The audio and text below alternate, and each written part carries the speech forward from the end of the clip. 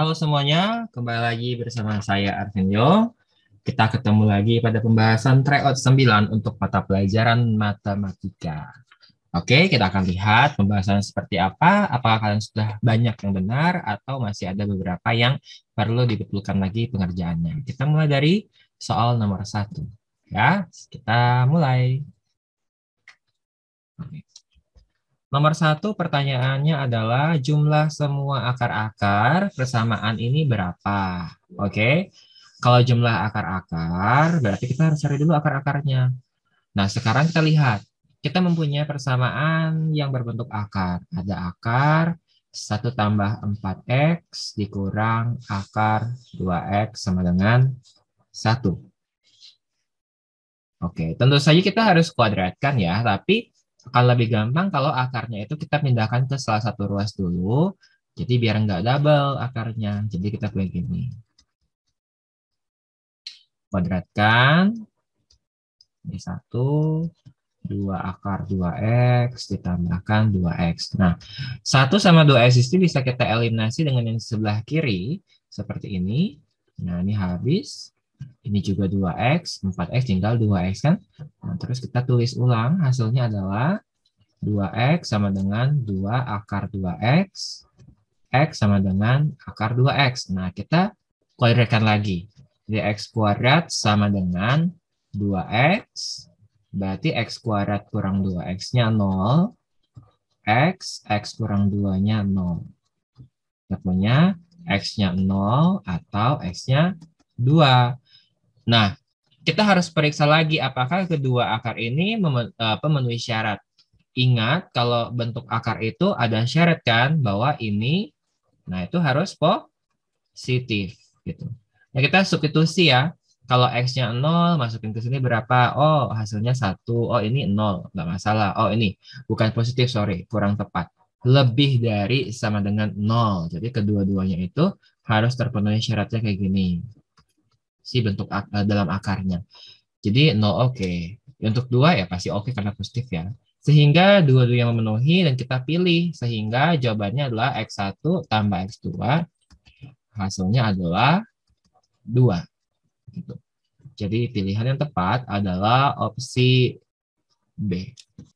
Nomor 2. Grafik fungsi ini mempunyai sumbu simetri X sama dengan 1. Ingat, kalau sumbu simetri itu, kalau Y adalah AX kuadrat ditambah BX tambah C dengan A-nya tidak 0, maka sumbu simetri itu adalah X sama dengan min B per 2A. Dan ini tuh sebenarnya sama aja dengan koordinat absis pada titik puncaknya, gitu ya, titik baliknya. Begitu.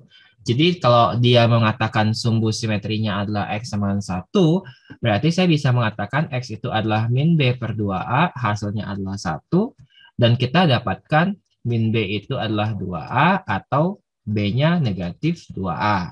Oke.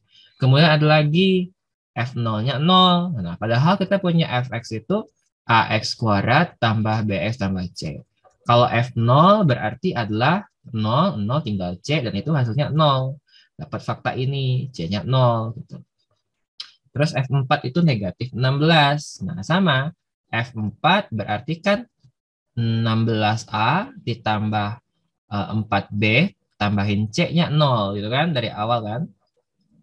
Jadi itu hasilnya adalah negatif 16. Berarti kita dapat 16A tambah 4B adalah negatif 16. 4A tambah B adalah negatif 4. Sementara dari awal kita punya B itu adalah, nah gitu. Ya, jadi 4A kurang 2A adalah negatif 4.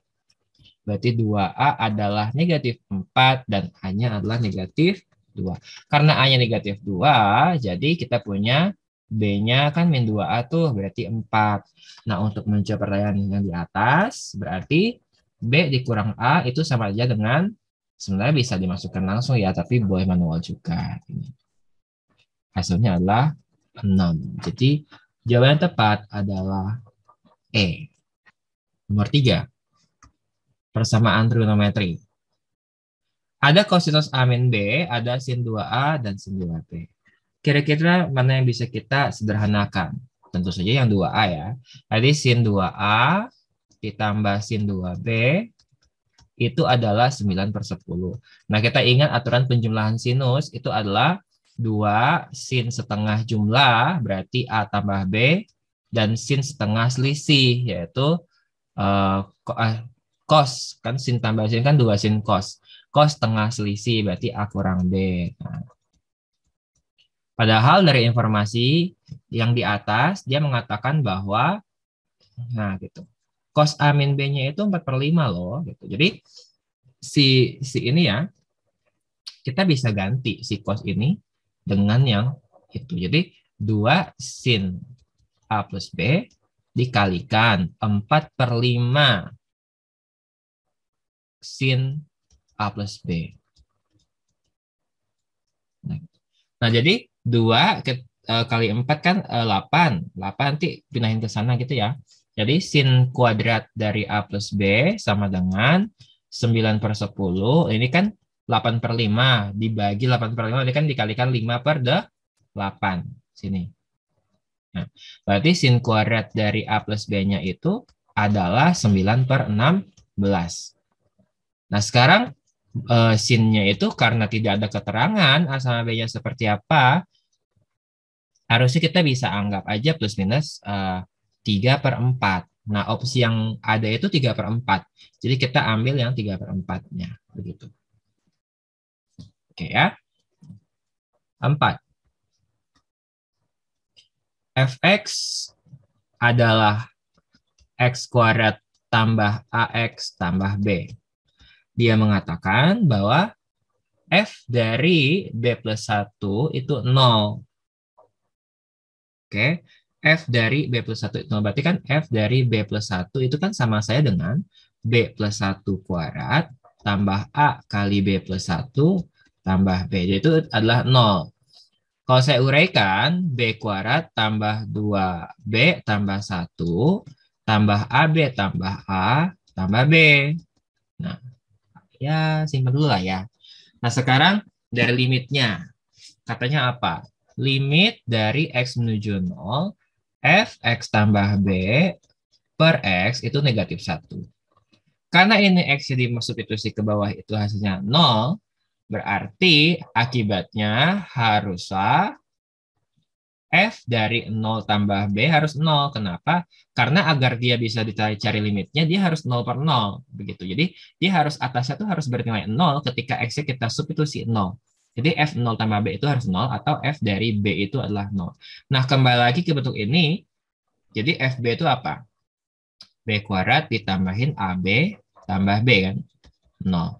Nah, sekarang kita bisa lihat B kuadrat ditambahin AB tambah B. Berarti kan di sini nih bagiannya. B kuadrat ditambahin AB tambahin B. Berarti bisa kita kelompokkan ulang menjadi gini. B kuadrat ditambahin AB tambah B tambahin 2B tambah A tambah 1 itu 0. Karena B kuadrat tambah AB tambah B-nya 0. Nah, jadi ini 0. Itu. Jadi ini adalah A tambah 2B. Nah, jadi langsung dapat A tambah 2B-nya adalah negatif 1. Ya kan? Langsung dapat jawabannya ya. Yaitu negatif 1. Karena ini A tambah 2B. Nomor 5. Fungsi dan turunannya. Oke, sekarang kita coba turunkan ya. Fx adalah AX tambah B per X kuadrat tambah 1. Kalau dari sini kita bisa cari nih F0-nya. Berarti tentu saja F0, A kali 0, 0, B per 1 kan, yaitu B. Simpan ya. Terus F aksen. F aksen itu harus pakai U per V. Ingat bahwa U per V aksen adalah U aksen V kurang UV aksen per V kuadrat. Berarti U aksen V kurang U V aksen per V kuadrat. Nah, masukkanlah ke informasinya F aksen 0-nya berapa gitu ya. Kita cari dulu ya. F aksen 0-nya berapa. Nah, berarti A dikalikan 0 tambah 1 A kurangkan A kali 0 tambah B kali 0 lagi. Berarti 0 kan dibagi 1 kuadrat. Hasilnya tetap A juga. Karena dia mengatakan bahwa nah F0 itu adalah F aksen dari 0, berarti kita punya B-nya itu adalah A. Oke, simpan dulu. Apalagi yang bisa kita dapatkan? Tuh ada yang pernyataan kedua, F aksen 1. Nah, kita cari lagi.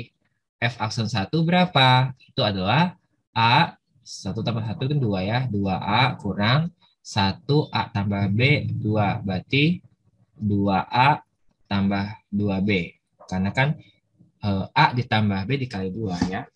Per 1 tambah 1 dikuadratkan 4.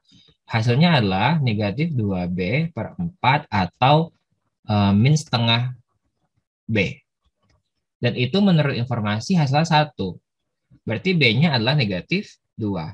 Karena B-nya negatif 2, berarti kita bisa mendapatkan ini ya. Berarti A-nya juga negatif 2. Sehingga untuk menjawab pertanyaan itu, kita punya A tambah B nilainya adalah negatif 4. Berikutnya, nomor 6. Diketahui sisa pembagian fx oleh pembagi ini adalah 3x kuadrat negatif dikurang 2. Sekarang kita bisa tulis ke bentuk umum ya. Ingat bahwa fungsi itu adalah pembagi kali hasil tambah sisa. Nah, sekarang kita coba lihat dulu fungsinya apa. Fungsinya fx, pembaginya adalah x pangkat 3 min 3x tambah 5 kali hx yang kita nggak tahu, tambahin sisa. Nah, terus sisa pembagian x kuadrat tambah f kuadrat x oleh pembagi yang sama berapa gitu kan ya. Nah, sekarang kita harus cek dulu. X kuadrat tambah f kuadrat x itu sebenarnya bentuknya seperti apa sih? Nah, sekarang kita bisa misalkan dulu. Anggaplah misal untuk mempermudah penulisan biar nggak panjang gitu ya. Misalkanlah ini adalah P. Ini adalah H saja sesuai dengan format PHS itu. Ini adalah S. Jadi saya bisa mengatakan dengan bentuk yang lebih ringkas ya, Fx itu adalah PH tambah S. Ya, seperti biasa ya. Nah, sekarang kita coba uraikan ya. X kuadrat tambah PH tambah S kuadrat atau X kuadrat tambah P kuadrat H kuadrat 2PHS tambah S kuadrat. Sekarang kita ingin membagi si ini, kita bagi dengan X pangkat 3 kurang 3X tambah 5, yang sebenarnya ini itu adalah si P. Tuh. Ya kan sama kan?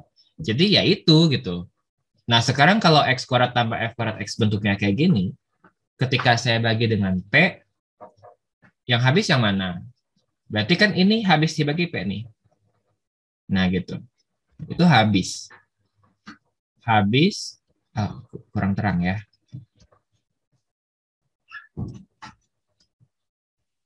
Habis dibagi P. P-nya itu yang itu ya. Nah, otomatis sisanya, berarti kandidatnya, nah, sisanya calonnya ya, kandidat atau saya tulisnya adalah kandidat sisa pembagian yang cukup kita perhatikan itu adalah kandidat sisa itu dilihat dari si X kuadrat ditambah S kuadrat. Nah, kita cek lagi. X kuadrat tambah S kuadrat itu berapa? S-nya itu 3X kurang kuadrat dikurang 2 dikuadratkan. Berarti X kuadrat ini adalah 9X pangkat 4 kurang 12X kuadrat tambah 4.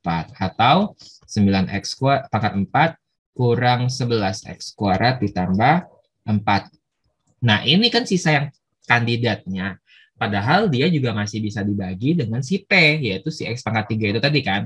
Nah, kita bagilah dengan menurun aja. Jadi X pangkat 9X pangkat 4 kurang 11X kuadrat tambah 4 kita bagi dengan X pangkat 3 min 3X tambah 5. Ini kan 9X, 9X pangkat 4 kurang 27X kuadrat ditambah 45X dikurang langsung min 11 dikurang negatif 27 adalah 16X kuadrat kurang 45X tambah 5. Apakah ini masih bisa dibagi dengan P lagi? Sudah tidak bisa.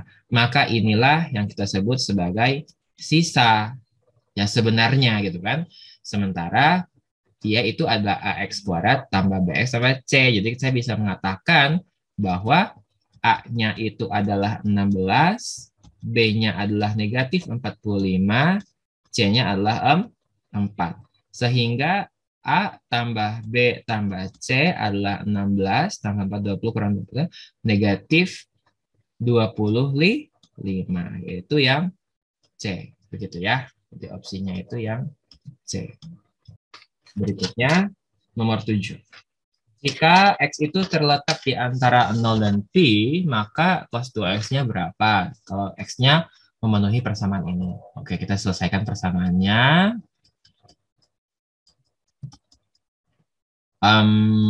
Ini bisa difaktorisasi kalau kita letakkan seperti ini. Karena udah sin kan. Faktorin aja.